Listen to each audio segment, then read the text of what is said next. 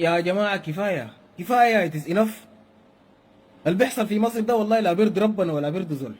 سكتنا وساكتين لنا أكتر من سنة، شايفين الانتهاكات والإساءات اللي بتحصل وما دارين نتكلم، لأنه بيقول كلامنا بيأذي السودانيين العايشين المستضعفين في مصر. لكن اللي بيحصل حاليا في مصر من الحكومة المصرية ومن الشعب المصري اتجاه السودانيين ما بيتسكت عليه، ما بيتسكت عليه.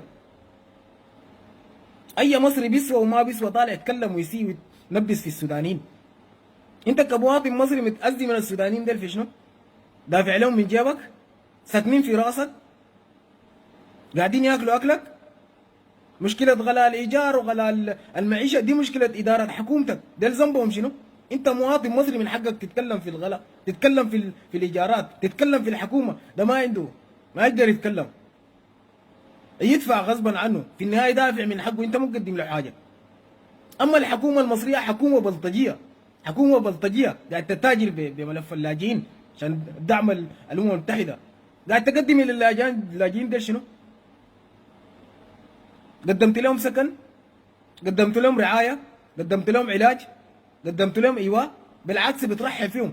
ما في قانون بيسمح لك ترحل لاجئ لبلده، لاجئ هارب من حرب وهارب من موت، بلده ما امنه، بترحله كيف؟ بترجعه باي منطق؟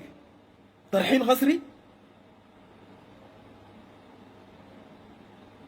لو في ترحيل في 1,500,000 لاجئ في اوروبا مصريين عايشين على البنفيت، اوروبا مسكناكم، قاعدين تاكلوا من خير اوروبا، بتتهربوا من الضرائب، 90% منكم شغالين اسود، قاعدين في اوروبا ومصر امنه، افترض يترحلوا. لكن السودان ما امن، باي منطق انت بترحلهم بلده؟